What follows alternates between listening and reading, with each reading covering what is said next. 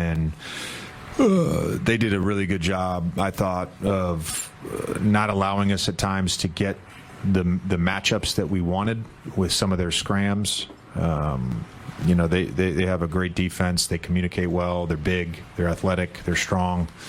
But we weathered some missed shots, did a good job of taking care of the basketball, limited them to 13 fast break points and 10 second chance points, made them play in the half court.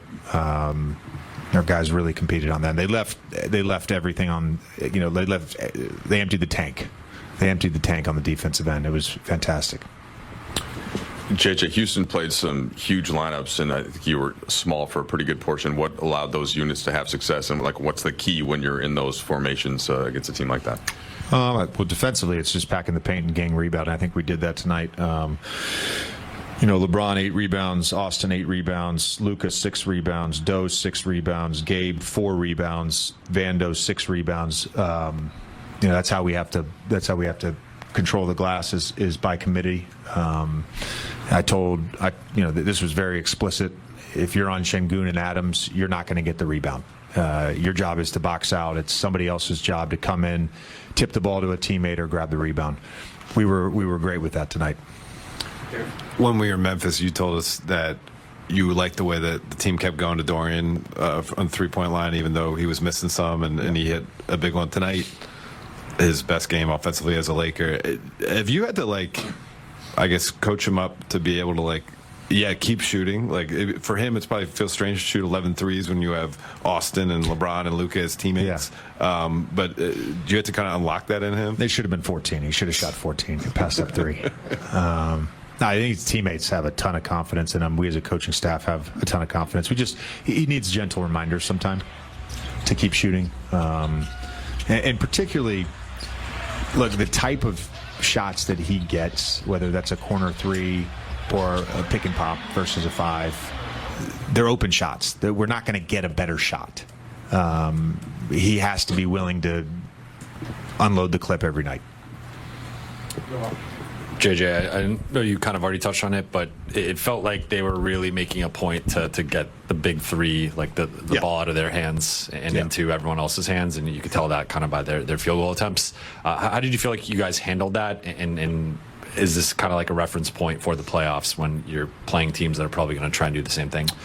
Yeah, I think, Houston, they have the personnel to do that.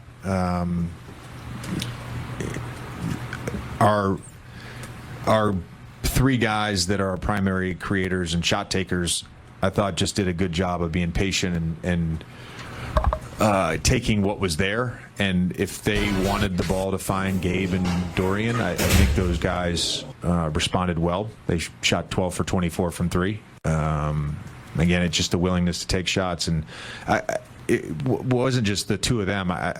Rui missed 5 threes that were open. We generated good stuff. It was very obvious that they were trying to take away Jackson's roles. They were loading to Bron. They were loading to AR. They were trying to not allow us to score in the paint. And then with their 5s, they never went to a switch. They never went to a red. So it was just all pick and pop. And again, we want those guys taking their... Lakers are having one of their best seasons at home, 28-9 overall, but they're even better against the Western Conference. They're 19-3 in home games against the West. That's an .864 winning percentage, 5th best mark by a Lakers team over the last 35 seasons. They've won their last 10 at home against the West, too. Not too shabby. Jackson Hayes wants to make it 11 in a row. Earlier, he spoke with Allie. Thanks so much, Geeter. Jackson obviously back off that 4-game road trip. Back in familiar territory, 28-9 here at home for you guys, including 19-3 versus the Western Conference. First and foremost, what is it about this place that has you guys playing so well this season? Definitely Lakers Nation. They be bringing all the energy, at least for me. They get me all hyped up, get me going for the game. So I feel like just playing at home definitely helps. I know one game in particular, that Chicago loss, you don't want to talk about specifically, but when you just think about those 4 games on that road trip, what was the biggest takeaway for you guys as a squad? Just really how important every possession is coming down this stretch, every possession of every game, playing for playoff seeding. So, just everything's very important right now. Takes me into that next question, because JJ was just talking about how when it comes to the postseason, it can be so exhausting because it is possession by possession, but he wants you guys to build that playoff mentality over the next 8. What does that look like if done successfully for you guys over the final 8? Just staying locked in every possession on the defensive end, especially on the defensive end, and then also on the offensive end, just making sure we're getting to the right stuff, not getting into bad shots and just stuff like that. Really just like getting into everything that's right. For you, the last time you guys faced Houston, it was back in early January, just 2 points, 2 rebounds, just 2 shot attempts. How much have you just changed as a person and a player specifically, obviously, for the squad? I mean, definitely a lot. I mean, my role has changed a lot more. Obviously, I think then that was definitely when we started AD, so I was a backup back then. So, but yeah, really just roles changed, but just same mentality, though. Just come in and make energy plays and try to affect the game as much as I can. JJ was talking about the importance of you specifically as this team's big. How do you view your responsibility the rest of the way? Yeah, I mean, just exactly as this team's big, and it's my job to get people open with screens, my job to rebound the ball and box out the other team's guys, and just keeping them off the glass and just trying to do my little nitty-gritty things I can do.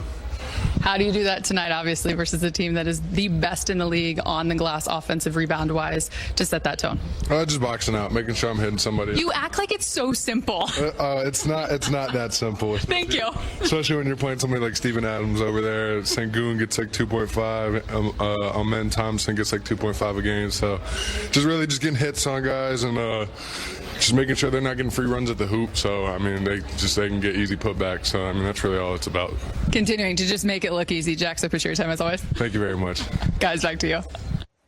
All right, good work, Allie. Always fun to have Jackson. Time for Big Shots Breakdown, brought to you by Morongo Casino Resort and Spa. Good times. Rob, the Lakers had some good defensive moments during the 4-game road trip. Let's break it down. Well, even last time I went to the wall, I asked Prez to, talk about hands on your knees, and I talked about how bad their defense was. But this time, I'm going to show you how the defense has been tweaked a little bit, and that's all that matters. And you got guys that can move the feet, stay in front of the offensive player right here. You good switch right here. This is all about good right here plays. Banchero right here gets him in the post. He doesn't give up. Now you get Jackson Hayes to come over. The defense is a little soft, but you're still in position. Luka's in position.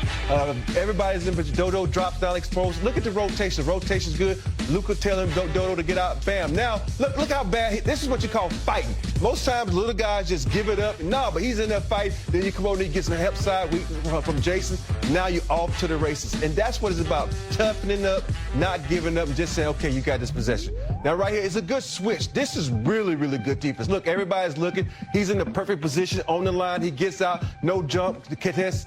This is in the AR. Now, look, good defense. Look, the backs up. They're talking. This is probably the best part. Gabe Vincent gets in the pass line, forces him to Jackson Hayes, who says, get that out of here. I think that was a shot clock violation. But this one is just being smart, playing sleep possum right here. Now watch Vando. For Vando, so I'm going to play possum hands down. Look, I'm going to get this steal. Now we off to the race. This is the best part. Now you got 5 guys versus 2. Most times someone would stop to be back, but since they was on a charge, they kept going. LeBron with a nice vision right there to Vando for 2. Now this one, look, do what I do. He sees LeBron right there. He comes back out. Now we in rotation. Look at this rotation. You get this. What LeBron gonna do? Up. I'm gonna give my body up. Think about this. That guy's 40 years old, gives his body up to play good defense, and that's what it has to be throughout. Not just the rest of the season, but in the playoffs too, because bad defense gonna have you 1, 2, 3 Cancun. So you need some good defense. Great breakdown right there, Rob. And defense wins championships. And James, Perez, for the Lakers to be successful, especially on the defensive end, it's guys like Dorian Finney-Smith, Vando, Gabe, Goody, who's come on, the guys who might not show up in the box score, but just how valuable they are and how much they impact this team on that end of the floor. Yeah, and they've proven that they've created that, especially with Vanderbilt coming back. Dodo is a defense, and Gabe lately has been doing it on both ends with offense and defense. So, and then I love the fact that they've also added Goodwin to that dog list. We got the dog pound, man. These guys are specifically for defense and toughness. Sometimes you'll look at the box score. They won't have, any points, really 2 points, maybe 1 assist, but their plus minus will be the highest on the team. So you need those guys to, they're the glue while the other guys, the big 3, are doing their thing and other guys are scoring. You need these guys to be the bolts and the screws and all that stuff. I forgot what Fish said the other night. But the axes and the picks. The axes and the picks. Yeah, you need those axes and picks, man. Yeah, I mean, I thought, Rob, you were Well, he's confused by talking about, breaking that rock. Yeah, whatever. Yeah, it was an amazing analogy that D. Fish gave us. Look, when AD left and with Max Christie, immediately it's like, okay, who's going to play defense? And the Lakers, to their credit, did a remarkable job for several weeks, maybe even a couple months almost, keeping that defense together. Such good perimeter players, but there's been some cracks lately. You give up 146 to Chicago. You give up almost 120 to an Orlando team that barely scores over 100 every night. So you got to get back to kind of what got you to where you were during that first month and a half without Anthony Davis. And Houston's going to be on you, James. I already talked about their offensive rebounding. You got to box out tonight against this very aggressive